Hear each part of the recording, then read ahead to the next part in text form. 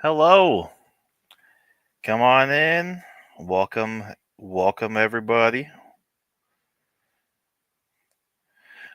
Same as usual. Just gonna do a little bit of promotion. There we go. That's right. What a good day today. Lord. All right. And final touch. Here we go. All right. Welcome, everybody. Welcome to Left Coast Live. Very, very special day today. Got quite a bit to cover, but I guess like the biggest news of the past few hours, just got word that Zoran Mamdani has won the New York City mayoral race. We're gonna switch on over here. Vosh is covering it. Campaign who were visiting mosques in recent days. And, maybe that turnout could have been impactful in this race as well. But we're really seeing a resorting of the demographic picture and what we were. People voted for Mamdani because he's young, cool, and represents hope. And because Cuomo is a sex pest, pedophile piece of shit, Zionist fucking out of city suburbanite. He probably has who represents nothing other than the paycheck Wall Street offered him to take this fucking job and keep a socialist from winning. He's a like that. That's literally it. Yeah, it's crazy. From Sally Goldenberg on Twitter, Andrew Cuomo just conceded the Democratic primary for mayor of New York City to Zoran Mamdani. Cuomo had universal name recognition, a $25 million PAC backing him, and tons of institutional endorsements. Meanwhile, Mamdani is a 33-year-old socialist. He's just a few years older than me. The magnitude of this cannot be overstated. Yeah, and that's the thing, too. Dieter will be joining us very shortly. We'll be talking about more, but it's crazy. Like, he was down the whole time, the whole way, and he came back. He caught up to Andrew Cuomo and pulled off the greatest upset since AOC. Like, this really cannot be overstated. This is very, very exciting because like I was hedging my bets. I didn't think that he'd come out on top until like the last week maybe when the polls started to really shift. But we'll talk about it a bit more once Dieter gets up on in here. Am I everywhere I need to be? Let me promote just a little bit more, reach out here and there. But yeah, what an exciting thing. Edit layout. Can I make this bigger? Can I make this smaller? Oh, that's kind of cool. I didn't know you could do that. That's dope. What the? Sorry, I'm having. I'm experimenting a bit. That's wild. Okay, so could I edit this one? No friggin' way. Wait, I don't want that. I don't want. No. There. Okay, let's try this. Well, I guess it doesn't matter then. Demon. Mamdani's a human being. That's why people voted for Mamdani.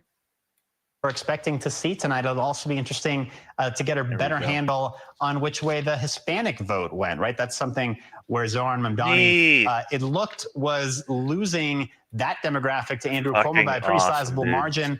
And then he seemed to have closed that margin in recent days, at least according to some of the polling out there. But certainly, he performed a lot better in all the demographics where he thought he wasn't going to perform well. In all the boroughs, too. In all the New York City proper boroughs, he outperformed in order to put up these kind of numbers. Yes, indeed. In fact, Emerson College, I guess, which has to be counted as one of the winners, had that last poll that showed him kind of closing the gap. And it turned out, we now know that those numbers were certainly accurate and indeed predictive, which not all polls can be. But that final poll gave us a snapshot and some insight into what we're seeing here now tonight. So you also looked at the controller's race, and we heard a little while ago from Mark Levine, who has not sealed the deal just yet, but is closing in on 50%. Right. I mean, we're going to see this happen in a few races where the leader is going to come very close to 50%.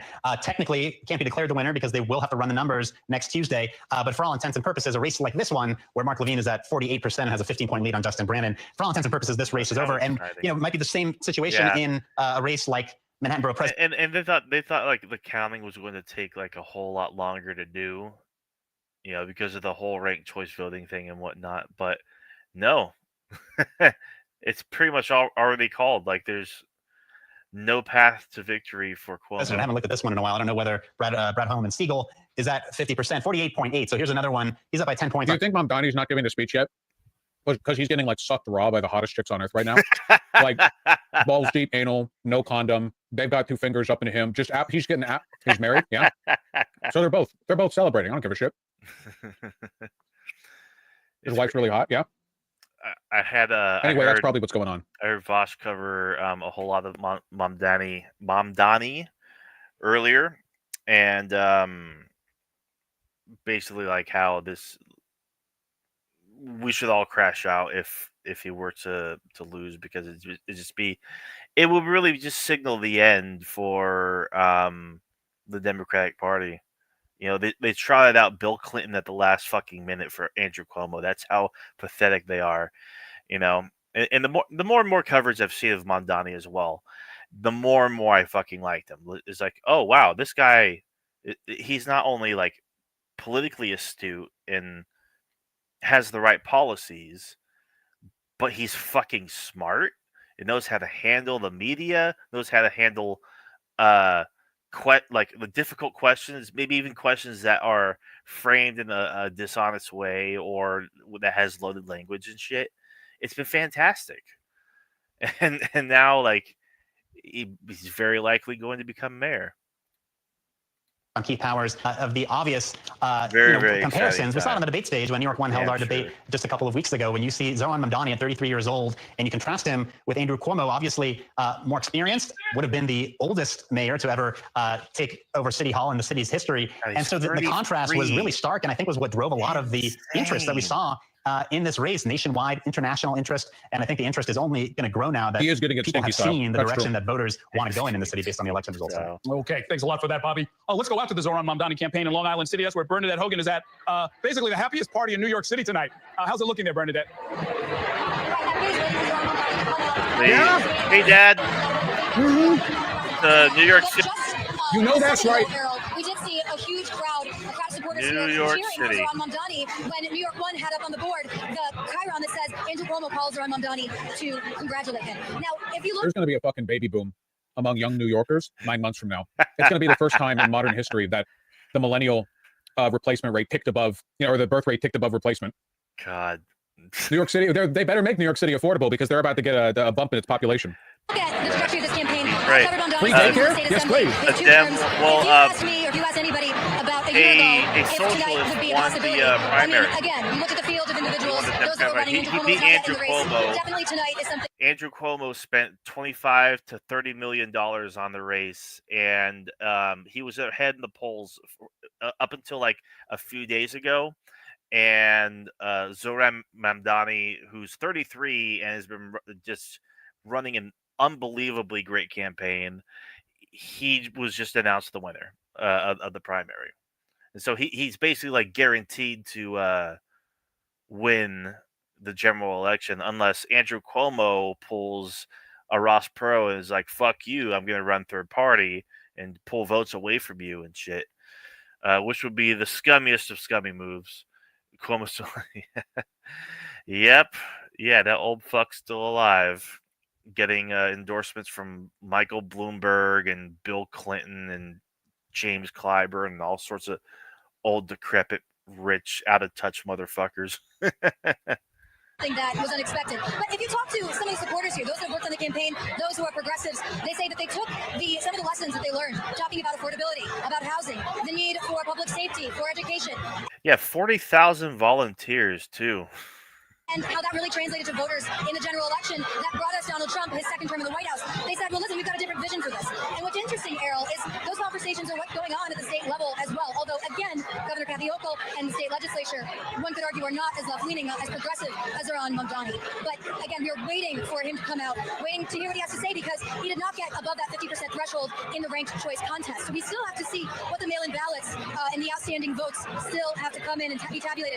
But as the desk was just saying, the brilliant Courtney Gross and Bobby Kusa, and of course Errol Lewis, what you guys were discussing, it appears that Mamdani might be successful in the near future. Yeah, he's just pulling away from the pack, and this wasn't even expected to be called so early and so soon too. Yeah. So now, Bernadette, the crowd that's there, I see a lot of people who appear to be campaign workers, but are there elected officials there? Just joining, Dieter should be. We're going to see levels of like unhinged Zionist victim posting, the likes of which the world has never seen. We urge all Jews That's so fucking to funny. evacuate New York City. The people who hate this result the most are the Democratic establishment. We have seen poll after poll after poll showing Democratic voters fed up with their leaders in Washington, fed up with their leaders in government. And all of a sudden, Andrew Cuomo, who 5 years ago was leading those COVID, press conferences, was this guy who was held up in such high esteem. And now all of a sudden, the best he can do is what, 37%? The people who hate this result the most. I cannot wait to see the fallout from this, man. I cannot wait. We're also fed up with CNN. I mean, yeah, dude, Mamdani needs to get the fuck out here, okay? I'm gonna bust. We got our own spot right close to the edge, not too close though, because actually the campaign was worried about the overcrowding on this rooftop and possible safety concerns. But don't worry, we're safe. And it is pretty hot. They've got some fans going. Jesus fucking Christ. Yeah, so many people are here celebrating. The building's going to collapse. Also, it's 100 degrees, but everyone's here anyway. It's not stopping anyone. God, it's cool to be here, man. People are happy to be here. Do you see? Remember the New York DSA video? That lady was fucking. Overdose. They were all losing their shit at the announcement. And she was jiggling a bit. That was the first thing I was going to say. I didn't want to leave with that, though. I thought that might be a bit. Like I said, I'm going to fucking bust, man. I need Mamdani to come out here. The county organizations who failed to deliver. I will get to the moment. When does the final round happen? The final round happens when somebody gets more than 50% of the vote. There's nothing, no amount of money replaces the person-to-person viral marketing. Maybe they didn't let us down after all. We're sending Cuomo. Give me the moment. I want the moment. CNN is what? Marketing of this kind of mandate. The real difficulty is going to be how he deals with being mayor. Look at the. That's a bit earlier. Oh, that's just the header. Don't really pay that much attention for the whole damn stream. Oh, well, I'll fucking see it tomorrow or whatever. Yeah, great news. CNN and Disney over themselves. That's actually surprising. I mean, there are those old political elites, Democratic Party insiders that were really pulling for Cuomo. There was smears and baseless attacks on Mamdani for, oh, he's going to bankrupt New York City. He's going to make it less safe. If he's elected, Jews aren't safe, and this and that. It's just total bullshit. But I mean, if CNN is celebrating, I mean, that's good, I guess. That's right, Errol. I got in favor of Mamdani, as they were in reality. Were you able to target people that had not come out to vote? Were these people that were not registered? They're cheering for you. Everybody's watching New York 1 right now, Errol, so they're cheering for him. But were you able to convince people to sign? This media has absolutely laid bare how conservative biased media is. Yes, never forget every victory of a socialist over a fuck like Cuomo is a victory we fought uphill. If the media had been as biased in favor of Mamdani as they were in reality for Cuomo, Mamdani would have won by Assadist regime levels. It would have been like an 88-12. It wouldn't have even been a race. They would have just handed Mamdani the crown before anyone's votes had been cast. It would have been over. Yeah, the media this whole time granted Cuomo a lot more leniency and leeway and whatnot, despite him being a criminal and a sex pest and widely just disliked as a person. If they actually covered Mamdani with any semblance of honesty, and without the loaded, oh well, you would be the first Muslim New York mayor. Do you support Israel? Do you support Israel's right to exist? What does you becoming mayor mean for the Jewish people? Blah blah blah. Do you condemn anti-Semitism? Just all this fucking shit. Meanwhile, he like I think it was the exit polls that showed that he is supported by 47% of people younger than 44, something like that. Crazy. Oh, trust me, Dad. I've understood. I've understood the Democratic Party for a minute now. I'm so over them. I'm so over the Dems, and the fact that this guy is winning and is making a lot of like the old elites like shit their pants, because they spent like $30 million against him. It's I welcome it. Raise card always, but yeah, no, of course, they appeal to an outdated mindset. Before it began. When we win, we do so against inconceivable odds. If we ever had the kind of media control that they enjoy, it would be 1,000 years before they wrenched it back from us, if they ever did. The historical significance of this, because you also saw Mayor Eric Adams bring out a chunk of those voters in 2021. I'm also the co-founder of the Muslim Democratic Club in New York. Zoran Mamdani was a former board member of the Muslim Democratic Club in New York. Speech is delayed because he's reportedly rewriting it, changing it from a hang in there and wait speech to a victory speech, Laval. That's basically like getting sucked off crazy style by the hottest women on earth. Well, you taking a big like feather quill ink pen and crossing out the, no, I don't think we'll have to wait, actually. Adding in the bit where you acknowledge Cuomo's concession speech, Oh, man. Muslim American community of New York City. Yeah, this is a gigantic victory. Has played a pivotal role in this campaign from its inception to election day. This is the biggest progressive victory since AOC. This is going to fuel so much momentum in the midterms, without a doubt. A lot of those new voters are Muslim voters. And if Mamdani is elected, he would be the first Muslim mayor of New York City. What does that mean for a city like New York, which, again, just the long relationship between... All right, what's Kyle? Boy, oh boy, do I have some awesome news for you. Kyle got to say. You guys. So get this, y'all. Zoran Mamdani, running for mayor of New York City in the Democratic primary, Muslim immigrant Democratic socialist, just won in the first round.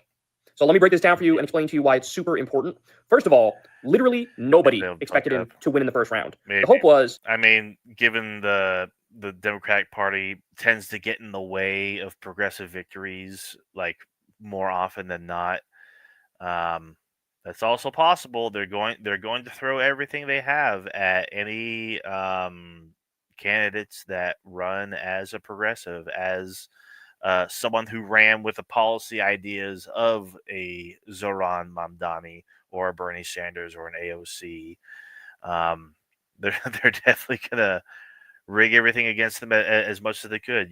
Spend a whole shitload of money just so that way they don't get elected. But we'll see. We'll see. Yeah. Cuomo will come out. The DNC is, the Democrats are their own worst enemy. They care more about defeating socialists than they do about Republicans. On top, but Zoran and another progressive candidate named Brad Lander, they each endorsed each other because it's a ranked choice voting system. So Zoran says, put me one and Brad two. Brad says, put me one and Zoran two, right? Mm-hmm. And everybody expected, okay, Zoran has a shot at this thing, but Cuomo will win the first round. Then when they do the ranked choice voting calculations, in the second round, Zoran might be able to win. Wrong. Zoran just won in the first round. To show you just how much nobody expected this, only one of 32 polls had him up in the first round. It was a public policy poll that had him up. Everybody else had Cuomo up. Now, this gets even deeper, y'all. What did this guy run on? Zoran ran on freezing the rent, building affordable housing, cracking down on... Now, if Zoran Mamdani were to have lost this race, I completely agree. Progressives would just abandon the Democratic Party. And a lot of them, especially who were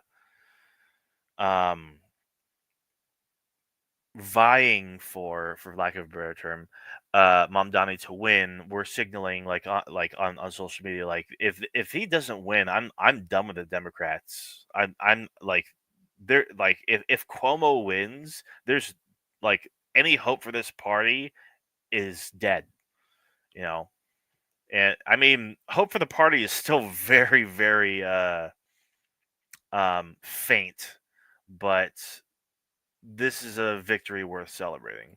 Bad landlords. He else had Cuomo up. Now, this gets even deeper, y'all. What did this guy run on? Zoran ran on freezing the rent, building affordable housing, cracking down on bad landlords, city-owned grocery stores, just a flat-out like socialist policy, free buses, free childcare. And I need to reiterate this, not only did he win, he won in the first round, and pretty convincingly too, with 90% reported from the New York Times. Zoran's at 43%, Cuomo's at 36%, and Brad Lander, that's the person Mamdani endorsed, is at 11%. So very likely in the second round, his numbers will go up even more. But he ended up with a pretty convincing victory in the first round. So that's a huge deal, guys. Here's why you need to understand. Here's what you need to understand about this moment. This is a message to the Democratic establishment. The message is no more diet MAGA, no more Republican light, no more same old, no more force feeding us these old ass politicians with 50,000 scandals who take Trump billionaire money as Cuomo does. And this really is a moment of celebration because they smeared this guy to the high heavens, y'all. They smeared him. Why? Because he's pro-Palestine. There was a whole bunch of Israel lobby money that went to Andrew Cuomo, along with Republican billionaire money that went to Andrew Cuomo. And when he got smeared, did he wilt? No. He doubled down and he tripled down and he reiterated, no, I'm for Palestinian human rights and liberation and freedom. You're not going to scare me off of talking about the genocide that's happening in Gaza. And so, as I said, this is a shot across the bow to the establishment here. And, you know, look, this is something, I didn't say anything publicly. I didn't make any predictions publicly, but I was hoping so hard that Zoran would win because this moment with the new Trump regime, this moment feels different, y'all. It really feels like your run-of-the-mill normie resistance liberals. They have been radicalized. They've been radicalized. They look around and they go, I'm sorry, but the old guard of the Democratic Party is failing us repeatedly, time after time. How do you keep losing to Trump? Here's the thing about that, though, Dad. I have not seen any politician actually go into depth and detail like this guy has. Zoran Mamdani. Like it was a campaign video. Like every single day, his campaign was putting out a video, and of course, the tired cliche of, well, how are you going to pay for it? How are you going to pay for it? It would be addressed constantly. And he would have the numbers. He would have the details. Like, here's how we do it. Here's what we would get rid of. Here's how much we would put into it. Here's what it's going to do. Here's how much it's going to change. But if it fails, at least we tried. Like, completely, like, succinct, on point.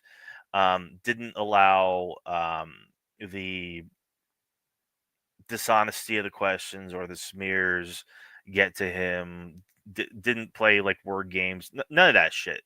This isn't like your normal politician. He's actually like impressive, and I don't say that about politicians at all. How do you do that? We need a new kind of Democrat, a new brand, a new breed, ones that fight, ones that actually have principles and are willing to stand 10 toes down on those principles. And that's exactly what we got here with Zoran. So to reiterate, a Muslim immigrant Democratic socialist just won the Democratic primary for mayor of New York City. He won the first round in ranked choice voting when nobody expected him to win the first round. And he ran on amazing policies like freezing the rent, building affordable housing, cracking down on bad landlords, city-owned grocery stores, free buses, free childcare, and he was unapologetically pro-Palestine. So all the Israel lobby money, they lit it on fire. They lit it on fire. The base of the Democratic Party is ready for the future. There's such a gap between what the old guard Democratic establishment believes and what they vote for and what they fight for versus what the grassroots want, what the actual voters want. I mean, you can see now, we're going to talk about this on the show tomorrow. Definitely tune in to watch it and subscribe below. But with Iran, for example, Democratic politicians are totally out of touch with the Democratic base. On impeachment, Democratic politicians are totally out of touch with the Democratic base. As you all know, Chuck Schumer, Hakeem Jeffries, they are refusing to fight. They have spines made of jello. This moment makes me feel like if somebody primaries Chuck Schumer, if somebody primaries Hakeem Jeffries, they could be taken down. They're done. They could absolutely be taken down. You just need somebody who actually believes in something and is willing to fight for it. Fight for impeachment of Trump. Fight for the people of Palestine, right? Fight for actual policies that will improve lives like free childcare and freeze the rent. So amazing, amazing stuff here, man. It truly is. Now, I will conclude on a bit of a sour note here, though, because it is very possible that Cuomo could run as an independent and try to rat fuck Zoran. Yeah. That is very, very possible. So, you know, the old guard could be right back to their trickery and deceit any minute from now. That's how they function. They can't win straight up. So they have to twist arms and they have to do all sorts of horrible things behind the scenes to try to get in there using old school dirty politics. But the base here has spoken. By the way, one more fact that shows you just how much of a dominant. Yeah, I don't watch Kyle as much anymore. Like, he's a bit too hyperbolic, a bit too over sensationalist for me. It's like it's kind of exhausting at this point. But he is always so he he nails it. Honestly, he says everything that needs to be said, even though there's like a lot of flair to it. I have it sped up. It's at 1.5 speed, just so we can get through it quicker. But even at normal speed, he's a very, very fast talker. Victory this is here. The numbers were rolling in from Staten Island. Now, for those of you who don't know, Staten Island is very white. It's very middle class. It's also very Republican. And so it's it's the most conservative part of New York. So Cuomo was expected to like blow Zoran outskis in Staten Island, and he just didn't. Like when the votes were rolling in, at one point Cuomo had like 10,000 votes, and Zoran was nipping at his heels with 8,000 votes in Staten Island. Which again gets to the point that even like your run-of-the-mill resistance liberal wine moms are like, "Yo, viva la revolution! Let's get some real politicians in here who are actually willing to fight and actually willing to deliver." So just an absolutely amazing moment here. I'm super happy for Zoran. Yeah, that's how impressive the fucking campaign was. Because like Andrew Cuomo has all the name recognition, he had all the money behind him, he had the Democratic establishment behind him, and then here comes this 33-year-old socialist Muslim with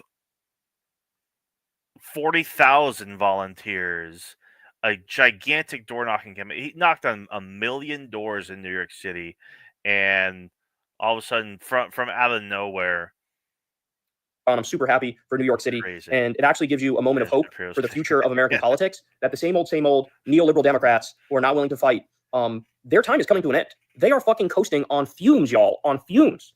And this is a little bit of a teaser for what may happen in, number one, the midterms, but also the next Democratic primary for president. Some Alyssa Slotkin type has a 0% chance of actually winning. Yeah, that's. I was just saying this before when we were covering Vosh. Like, this is going to give so much momentum to the midterms. You need an absolute crusader.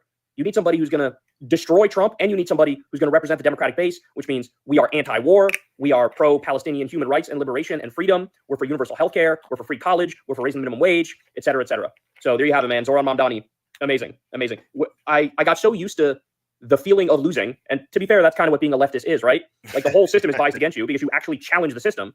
Yep. I got so used to the feeling of losing that it felt like you just sort of give up a little bit inside, and you're like, well, I guess bad things just keep happening. But we were reading the tea leaves properly, in that it felt like something really changed. It felt like a bunch of people snapped. It felt like everybody got radicalized with this second Trump regime, and now the same old isn't going to do it. And now we might actually see the kind of backlash that we've been yearning for. God, I fucking hope so, dude. I really fucking hope so. It's so it's so reassuring. God, what else are we gonna cover? Where the hell is Dieter? Dieter should be joining shortly. He was going to have dinner. Oops. Let's do that. Yeah, very, very exciting.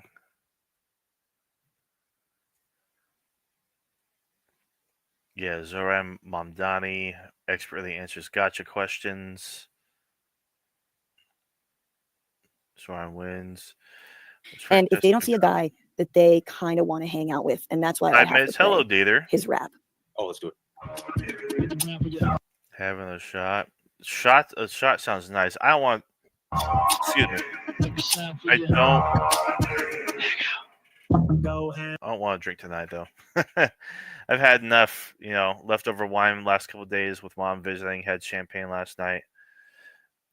My buddy Gavin, he's like, it's whiskey tonight, brother. I'm just like, yeah, I mean, not for me tonight, but God, this is a night of celebration.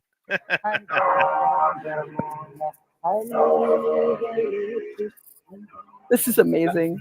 Nani is your maternal grandmother, and also people don't realize, and I'm glad he didn't. I was today years old when I learned Zoran Mamdani once had a fledgling rap career. Really? Wow. So that's what this is. That's crazy. Oh, man. Played this up. His mother is Mira Nair, the director who made Mississippi Masala. And, maybe casting aside Zoran like other candidates did, he doubled down on that message, and he really went to bat for him. And I think that shows that he really is a status. Wow, they've really grown the past few years. I remember back when they were under 100K subs. Now they're at 459K. That's insane. But they do good work. They do on the ground work all the time, and good for them, honestly. What do we got? We got me breaking points. All right, folks. Here, grab this one. Looks like they got. I'm here with Debbie from the. God, I don't know why that's so loud. They're down on the ground too. They're actually like videos. And so, like, what is the team? That's great. And like, I guess my first question is there someone that's directing all these, or is it the individual cinematographers? September, we presented back in September. Well, it's demon tech, and the devil is tempting with his whispers. You know, like the hell's in the top left. Damn. Well, good direction at least. A fine of conversation, but the people have not only spoken, they have Thank you all for spoken joining, loudly. by the I mean, way. this is a resounding. Listen, the devil. It's demon tech, and the devil is tempting with his whispers. You know, like you should know that. If you begin a war with the devil, and you're like, the devil, surely his temptations will have no effect on me. You've already lost because you've committed the sin of pride. Sin, he loves that shit. Okay. Victory for Zoran Mamdani, and again, not one that I think any of us were really predicting before 9 o'clock tonight. Okay, let's go back to Bernadette Hogan at Zoran Mamdani campaign headquarters, where she's got it looks like Brad Lander there. Go ahead, Bern. Thank you, Dad. So I'm right now. Really appreciate you joining. Drive safe. Hopefully, I'll get to see you soon. With City Comptroller Brad Lander, who earlier spoke at his own watch party, who also ranked Zoran Mamdani on his ballot. Talk to me about how you're feeling about your race, and as we await from Mamdani to come out and speak as a supporter. Yeah, I mean, this is an incredible night for New York City. It's remarkable that people are so hungry for a more hopeful vision of the city, rejecting Andrew Cuomo, electing Zoran. I feel really proud of the race that we ran, and especially the ways in which our cross endorsement helped unleash a kind of, I don't know, team sport politics that says rather than just like one person's selfish vision.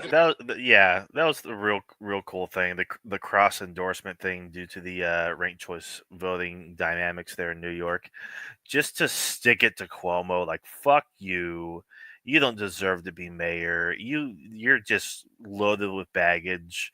You're just the last gasp of a dying Democratic Party whose fucking billionaire elites want you to get in there just to do them massive favors and just be a cuck to Israel. Fuck off. Be a hopeful vision for the future of the city. So you think that your candidacy, your campaign helped him, because he's been criticized, right, on the inexperience end. You have been in the city council. You've held city. Brad Lander was the one that actually got arrested too at that like conference regarding like the ICE raids and shit. Do you think that maybe your experience helped do a little bit of math to assist with his own, two-term assembly tenure? I mean, look, Zoran Mamdani ran an incredible campaign. Let's give him the props for what he did tonight. And I was proud to partner with him in the cross endorsement, which was a way of saying you can bring together that progressive vision and the experience and build something together that has a chance to really make this a city all New Yorkers can afford. So what do you think has to be done now over the next couple of weeks? We have Eric Adams, who's on the independent line. You work intimately with him and often criticizing him as a city comptroller. What's some advice that you have for Mamdani the next couple of weeks? Well, look, this is a resounding victory, and that helps a lot getting ready for the general, because obviously he needs to bring people together to consolidate the Democratic Party. I hope the labor unions that supported Cuomo will quickly sign on and support him and say, this is the path forward. We're done with Eric Adams. We're done with Andrew Cuomo. Okay, somebody in chat wanted me to look at the r/neoliberal thread talking about Cuomo's concession, because you have people like Coping, but also a lot of people just fucking hate Cuomo. r/neoliberal does not like Cuomo. However, there's a particular sentiment here that I want to address, because this is the reason why these people are never going to win the way Mamdani just did. Okay? Right here. Up to the top of the thread, please. National Dem should have never endorsed Cuomo, just a bad decision. I certainly get not wanting Mamdani to win, but they could have endorsed candidates besides Cuomo who have done really despicable shit. Okay, now let's go back down to where we were. Oh, yeah. I'm just becoming abundance pilled from all of this. The old guard Dems also stand in the way of abundance for the most part, so I can direct my disdain towards them as well. A Mamdani-style progressive left and abundance liberal coalition would probably steamroll in 26 if the coalition wasn't destined to go down in burning wreckage because of the attitude of leftists. Yeah, that's what I remember from the 2016 Bernie Sanders campaign. It was definitely Bernie Sanders and not the establishment Dems who were burning bridges there. And same with 2020, and same with like every other time. Yeah. Okay. But this is what I'm trying to address here. But you don't need leftists to win. 5 points. 78-point reply. It's quite obvious you need their vibe to win, though. And this is the danger the Democrats are promising you. They see Mamdani, and what they're going to try to do is borrow his energy without the underlying politics. But you can't. Yeah, no, you literally fucking can't. Like that's the whole thing. It's like this banner's still going. Oops. Here's the fucking thing, right? Aside from the whole abundance agenda thing, which is all just total bullshit and just it's neoliberalism trying to reinvent itself. You can't like this comment reveals so much, honestly. It's the arrogance of liberals thinking that, oh, well, all you have to do is like be energetic and have the vibe of a Zoran Mamdani. But you need the politics, you need the policies, you need the ideas, you need the rhetoric, you need the ideology, because that's what people are behind. You know, when he was on fucking Colbert, he just flat out said, you know, Israel's killing people in Palestine. Like there are war crimes being international law is not being abided by, and I'm tired of seeing the slaughter in Gaza. He got a big reaction from the crowd over that. You know, Colbert was trying to coax him into. He is trying to like you know, get him to say certain things regarding Israel and whatnot. And Mamdani didn't take the bait. He said exactly what he needed to say, and he couldn't be nailed on any one particular thing. He's a very impressive guy, honestly. And Democrats are fools if they think that all they have to do is, you know, run some sort of abundance fucking candidate and just have the energy of a Mamdani. Because sure, like you have some actual like centrist liberals who have a bunch of energy and whatnot that try to like play it as if they're a progressive, like the fucking Pete Buttigieg's or the Cory Bookers and whatnot, but they're not fucking progressives. Hello, Dieter. What's up, man? How are you? I'm doing pretty damn swell, actually. What a victory, right? Yeah, this is a good sign of things to come. It's a big win for the Democratic Socialists of America. Oh, big time. And there's some going to be some reverberations throughout that organization. Absolutely, yeah. Which I'm a part of, proud to be a part of, as well as a lot of other progressive YouTubers are.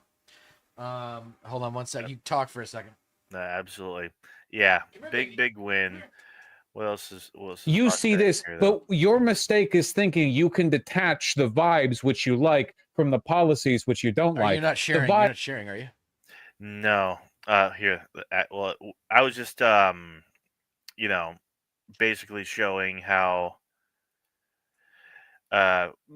basically Vosh's stream, and you probably caught it at the last minute there, but like there are liberals who are trying to be like, because they hate leftists like so bad, right?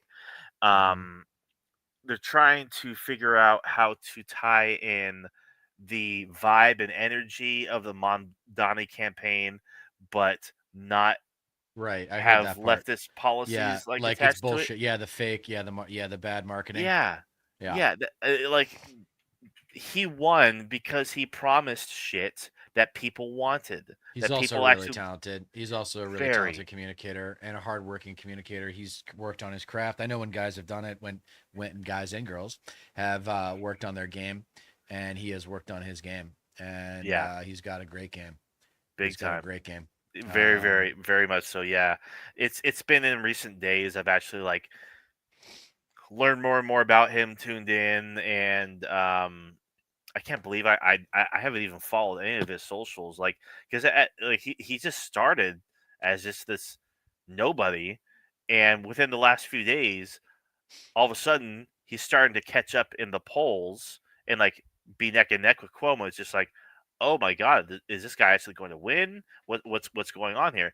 it's just insane momentum, and it's very, very reassuring. And I'm not sure how much of the show you caught, but it really does show.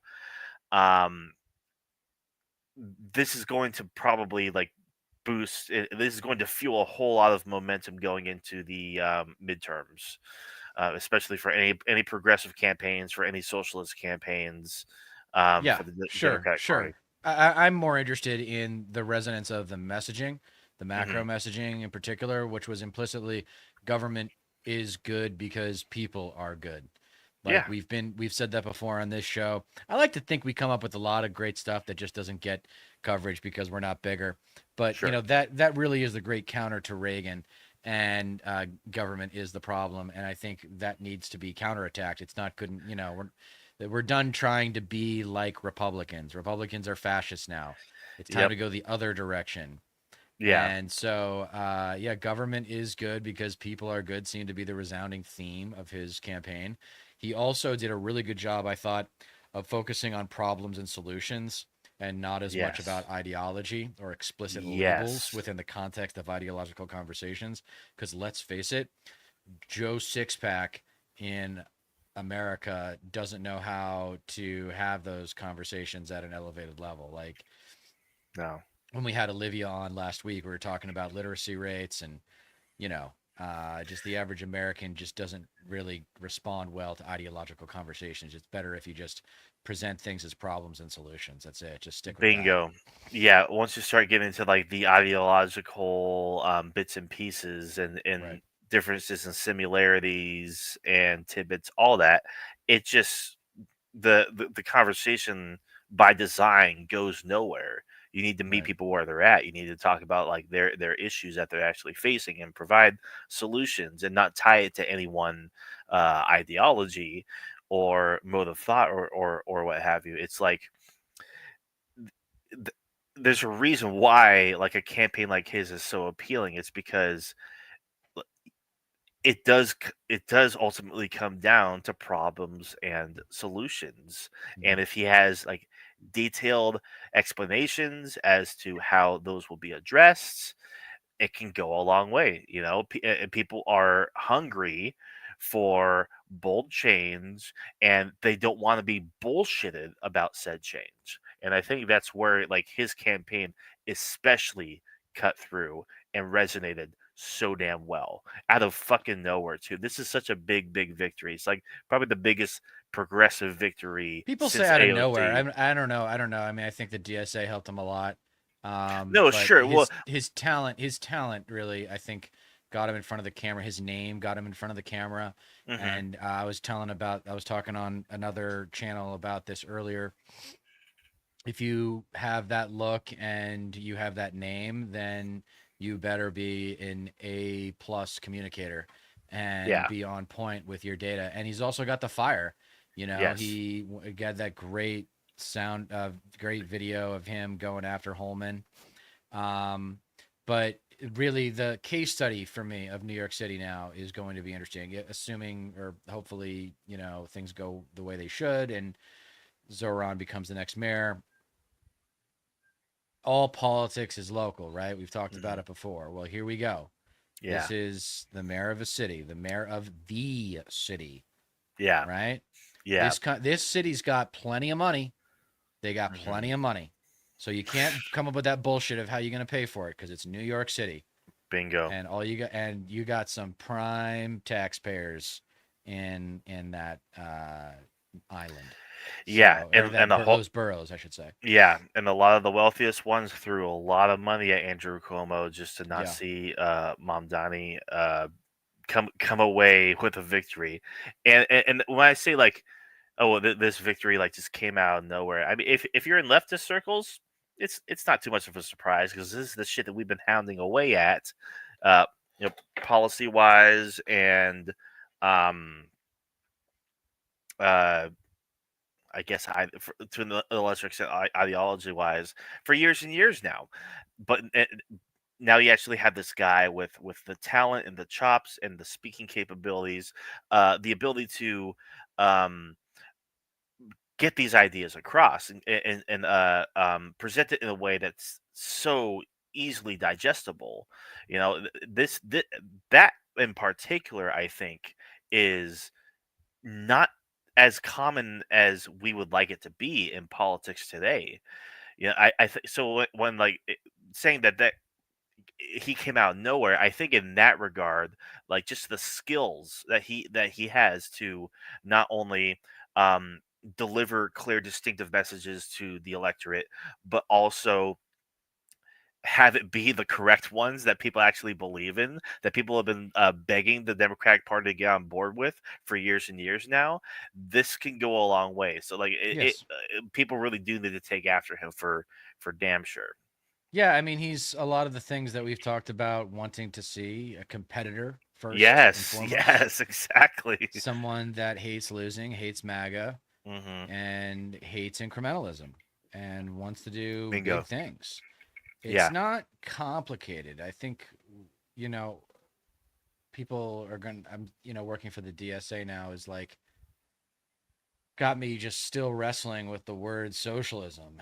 And I think, and other words like communism and anarchists and shit like that. And sure.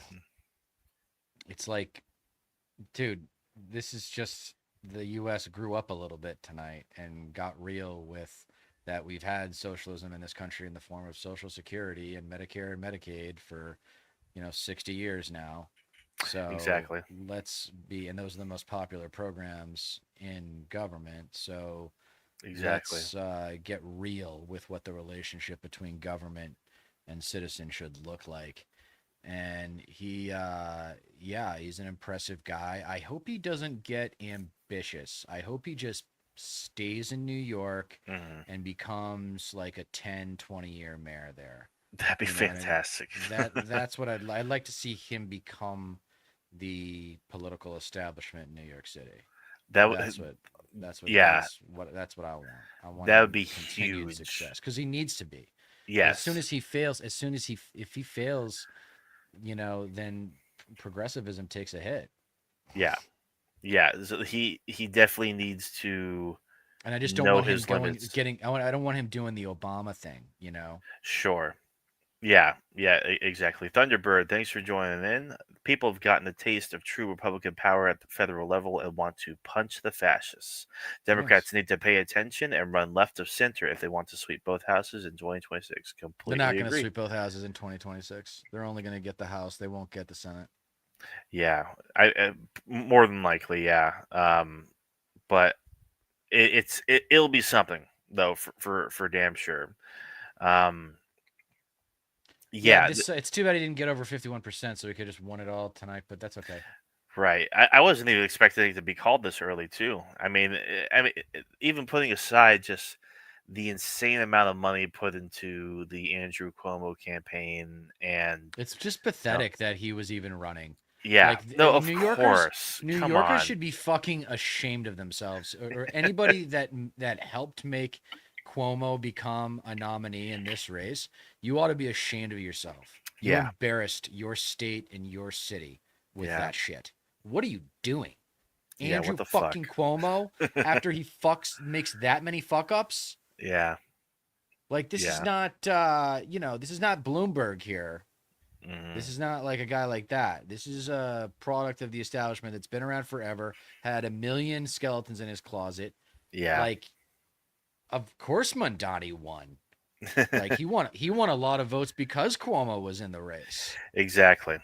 Yeah, no, right. It was just like that's a big aspect of it, a big fuck you vote, because it's like this guy is disgraced and he's being trot out like a fucking corpse, just to protect the millionaires and the billionaires in that live within New York City and whatnot. It's just it's beyond pathetic. It's so transparent too. It's like we see what you're doing, like we like just pathetic. This is such a great victory. Honestly, it's a great break away from the terror. Yeah, I mean of it's the a nice last win. week. It's a nice political win, but we won't see actual like him having power for until when? Till like January of next year, right? I think so. Yeah. Yeah, so until the actual general election comes, and then like a few people pointed out, there is the possibility of Andrew Cuomo rat fucking the entire thing and running as a third party. He's not going to do that. I don't. Probably not. Probably not. I don't think so. He left it open. He left it open, but I don't think he's going to. I don't even know. I don't even think he wanted to run this time. I don't even think he wanted to. Yeah, I don't think he wanted to actually. He's old. He's dirty, and he's expired. He was probably pressured by the powers that be to run as mayor, so that way the status quo can continue. And there wasn't other talent. No, right? Of course, it's New York. It's New York City. There's so many talented people. A familiar face, someone who's been there for a long time. Probably they were thinking like, "Who gives a fuck about scandals? We want him because he's easily controlled, and he's been part of New York, the political elite for decades now, I think. So it's like, yeah, of course they're gonna go with that unlikable fuck, that disgrace." Yeah, he is a disgrace for sure. Yeah. So yeah, I mean, it's a big win. I mean, it's just like enjoy it for 5 minutes because he's not going to be able to like demonstrate his agenda until he has power. When's the right New York City? I think it's in September, right? Because September 11th was the mayoral election. Mayoral general election.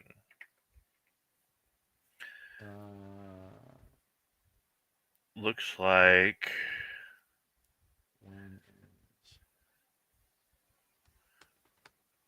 wow, you think it'd be easier to find? Well, it's just flooded. It's just flooded with current news. Yeah. Here, Ballotopedia. That's the way to go. Jeez, just give me the November 4th, 2025. Okay, so election day. All right. Okay. Yeah. That's such a random fucking day. That's such a random. Like, that's so weird that they're a year off. That they're an odd. Right. Yeah. I mean, on off years, there's still elections that happen that they're a lot more minor. You'll probably have like some small propositions here and there, or that are voted on off years. Every state it does it differently, obviously. Like not everything's done on the midterms or a proper election year. As far as I know, I could be dead wrong about that. But yeah, this is still like excellent news. It distracts from whatever the fuck has been going on between us and Iran and Israel and whatever all the shit Trump's been saying and all that. Have you been following any of that at all? With Iran? Yeah. So what is the latest? Because I woke up this morning and saw I had a really busy day, but I did catch the news this morning, and that the ceasefire was violated. Yeah, well, I mean, here's the thing. Like, there was apparently not even a ceasefire at first. So Israel. My understanding was that Israel accepted the ceasefire, but then 2 hours later, like they bombed. Yeah. Iran, and then Iran bombed them. Basically, yeah. So that all happened overnight.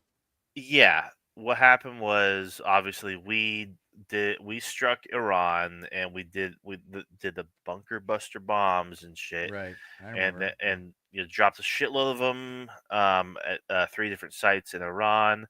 Yes, came home, then Trump claimed victory, and and it was basically like, now is the time for peace. It's just like you just what you did was an act of war, and now you're calling for peace. It's just like, what the fuck are you doing? Well, he's doing that thing of creating the problem, then solving it, and then acting like he always fucking he always does. It's so in character of him, and so like he was claiming all over Truth Social, whatever. Israel needs to, not do any more bombing, something like that, and basically like declared a ceasefire over social media. And Iran was like, "What the fuck are you talking about?" And Israel's like, "Huh?" And I guess apparently, like, it eventually like kind of became like semi-formal, and then it was violated, which I mean, obviously that was going to happen, but I guess it's now becoming even more formalized, and I think the way I look at it, I think Trump was doing this because he's tired of Israel. Like, I don't know if you saw him. Yeah, they don't know what the fuck they're doing.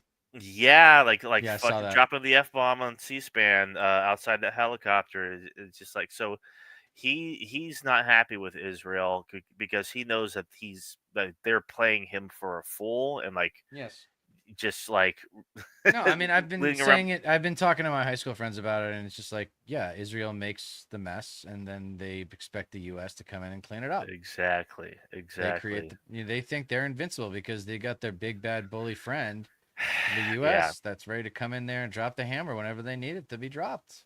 They're Yeah. entitled. They're like an entitled family member. No, exactly. And when it comes to when it comes to Trump, everything is ego driven. Like, obviously, it's been that way for the longest time, and time again, I actually underestimate the fragility of his ego and how it motivates him generally. Like, and like everything that he does as president. Not to mention like as a businessman, but he just wants to be the guy that solves all these issues because he really wants that Nobel Peace Prize. He really, he really wants to um, have all these solutions for these complex issues that, frankly, he's not even fucking anywhere near qualified to even begin solving in the first place, let alone educated on. He just thinks that he can just will peace into existence and make these countries with complex histories get along, and just like be the savior. It's so funny to watch. Um, and apparently, like it was also disturbing at first because after we bombed those nuclear sites, there was never, just like Iraq, there's never an actual like end goal. There's never actually any stated goals, like uh a and then what sort of thing. And after the bombs were dropped on those nuclear centers, Trump was signaling like, maybe Iran needs regime change, make Iran great again. It's just like, are you fucking kidding me? Are we really doing this Iraq thing again? Oh yeah. But then I got this from today, like this morning, Yashar Ali on Twitter saying President Trump told reporters aboard Air Force One that he does not want to see regime change in Iran because it creates chaos. It's just like, no fucking shit. If you listen to your intelligence community, like he's been ignoring Tulsi Gabbard. Like everybody's been saying, like, there is no evidence that Iran has any nuclear weapons or has a program that's going like fully developed or anything. Yeah, exactly. And Trump's basically like, I don't care. like that's the direct quote. But yeah, it's just a fucking mess and a half. So and it's not over. We'll see how it develops. Well, I think long term, the rhetorical ammunition to destroy the credibility of Israel is just completely available. Mm-hmm. It's right there now. It's just, it's so no, obvious. yeah. They're just tyrannical. They're tyrannical. Yeah. And I mean, unless they offer up Netanyahu and all the people that work for him and who are complicit up on to the ICC, then I won't respect them. My first priority, if I were to become president or have any influence over foreign aid or whatever, or weapon sales, would be to cut off Israel immediately. They don't need it. Of course. They're the most fuck them. They're done, dude. They have abused this relationship. Yeah. They have abused this relationship. They have taken it. They're so entitled, and but the problem is that you got to go after. You got to go up against a lot of powerful Zionists here in America. Right. They're huge. They run Hollywood. They fucking are a huge presence in the finance world. Yep. They're rich and powerful. Zionists are it's the most powerful per capita subculture of a subculture in all of American culture. Yeah, right? Because it's not just Jews; it's Zionists. It's a percentage of Jews. exactly. I think it's a minority now. I bet it's a minority. Yeah, I mean, Zionists don't even see Jews as like actual Jews either. It's this whole disgusting thing. Oh yeah, I know. Yeah, If you're not a Zionist, you're not a Jew. That kind of thing. yeah, basically. Another really interesting about this whole exchange and whatnot when it comes to Iran is they obviously there are back channels, so the U.S. has direct contact with um, Iranian military officials and authority and what have you. So they're being extra cautious. They're letting each other know because like this is just how a lot of countries actually um, do it. I think it was actually done when Qasem Soleimani was assassinated by us in early 2020, and we were warned, or Iran warned us, hey, we're going to be striking here at this base.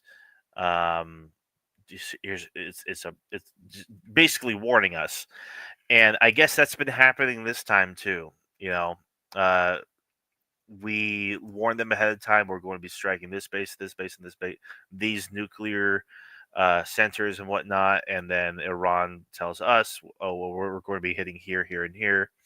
I guess there's a Qatari base that was a U.S. Qatari base that was hit yesterday, but it's just funny because thinking more about it, and not to get like I guess a bit more conspiratorial about it, both the U.S. and Iran obviously are just so fucking tired of Israel and their antics and their shenanigans for it's just a uh, put feathery, flowery language over the top of it. So they might be doing this to be like, okay, we struck each other. We did some damage back and forth. We did this exchange. Maybe we could have like a lasting ceasefire now, and it would be so fucking funny, even though tensions are still really high right now, and it's probably not very likely that um uh they're gonna go down anytime soon.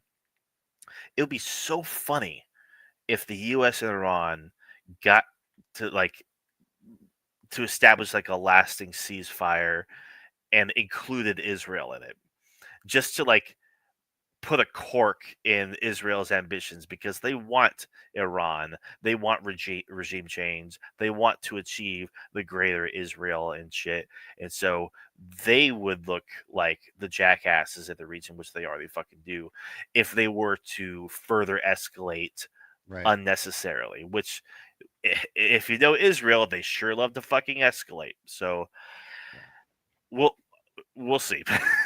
It's very interesting. Well, I mean, it's just don't ever fall in love with peace in the Middle East because it's going to break your heart every time.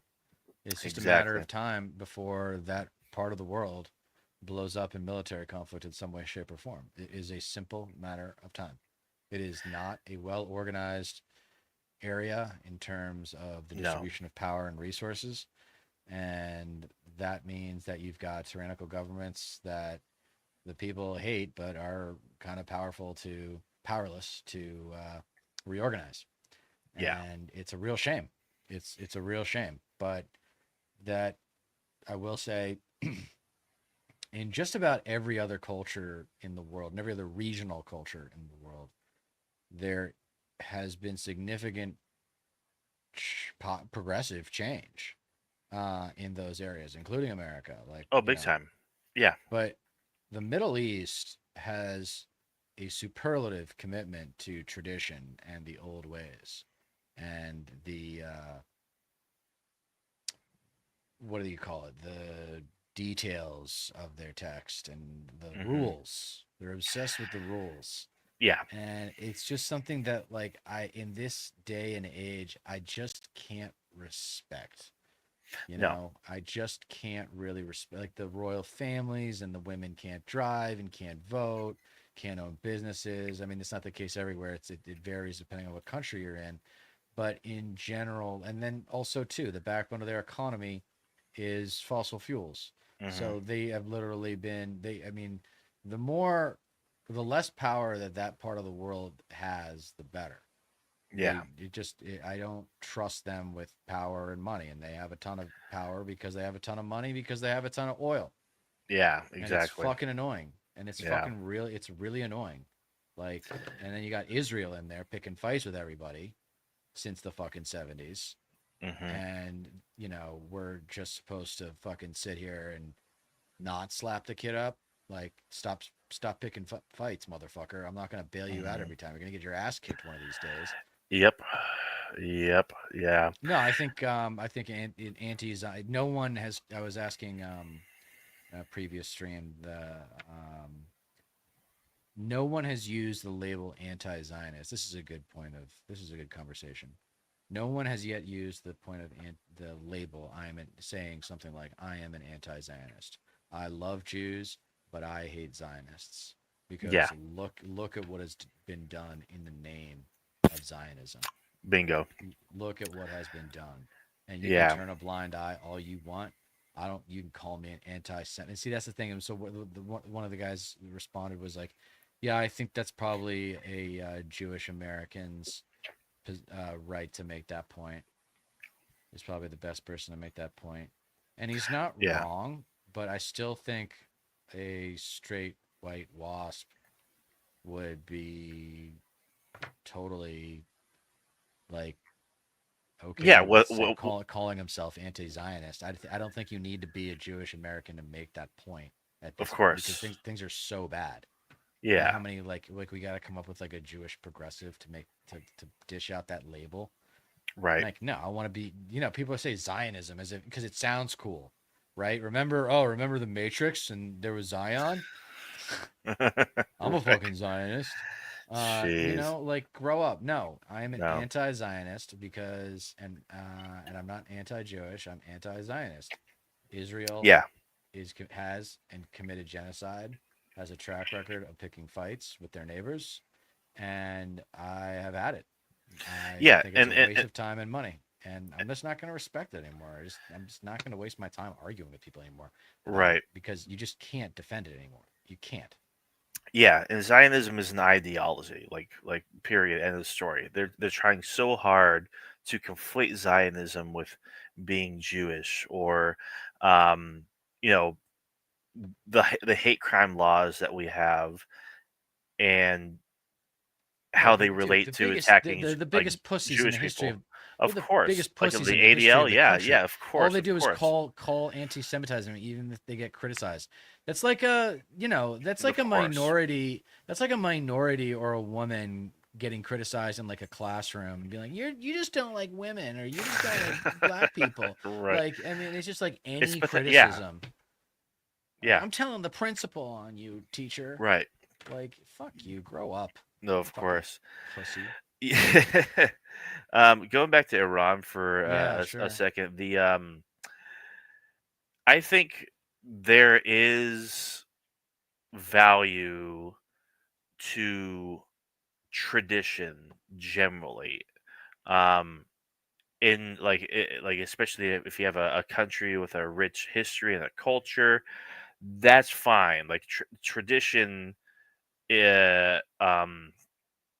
boosts a sense of community in a way that few things do. But there is a line, obviously. Like you can get when it comes to traditionalism, that can easily devolve into regression and having regressive ideas and tendencies like that can definitely be harmful. So there is a fine line there that could and So should be drawn. the traditions are supposed to sustain themselves. So tradition in and of itself is a logical fallacy. Just because something's been done the same way since the beginning doesn't mean it should continue to be done that way. There should be explanations. There should be explanations for why a tradition is continued to be upheld, because there's been a lot of traditions like lynching, for example, in America that we have put an end to, thank Christ. So there's a lot of, a tradition has a very loaded past, and I actually think the predisposition should be to question the tradition. But once you get a good answer for why we're still holding on to it, then you should move on. And I think a lot of people don't move on. A lot of people want to rewrite, especially rewriting history.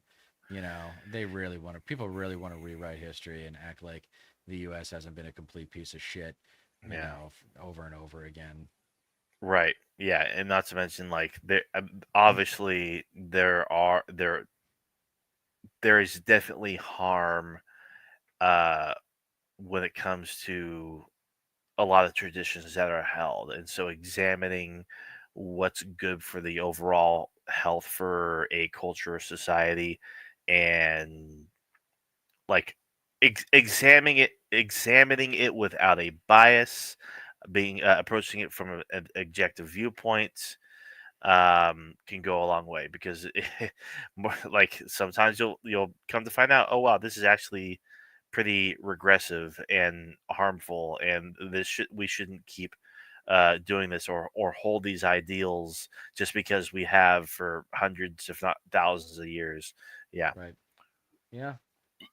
Yeah, man. But the tradition of voting is something that should grow. I agree. Make it easier. Yeah. Yeah. I was still a relatively new one too. Dude, we need national holiday for the general election, and I think it should be a state holiday for the primary election. Yes, I agree with that 100%. There's also, I want to make sure I promote rankthevote.org. Or is it .org, or what is it? It might not be rankthevote.org, but it's Rank the Vote, and it's about how to make it's rankthevote.us, and it's about how to get ranked choice voting in your state. So check that out at some point. Rankthevote.us. Hell yeah. So yeah, man, it's an exciting night, and I'm glad we got a win to build on. Yeah. But it's just a baby step towards the big change that we need, because like we said, the general election isn't until November, so he's not going to take power until January, until 2026. Right. No, of course. Right. Yeah, it's a long way off. Yeah. We got a long way off. So it's a got to win the general election. It's a marathon, not a sprint. And with that, I think I need to call it a night, because I'm exhausted. Me too. I worked for 10 friggin' hours today, and yeah, like big properties, and during the hottest part of the day, it was a bunch. Oh man, good for you. Well, way to work. Yeah. I'll remind your audience to check me out, Dieter McBusiness. Of course. All right. Yeah, you want say? Go ahead. You want to sign off like we usually do? Yeah. Don't forget that you don't get change in America by asking nicely. Thank you all for joining in. We'll see you all soon.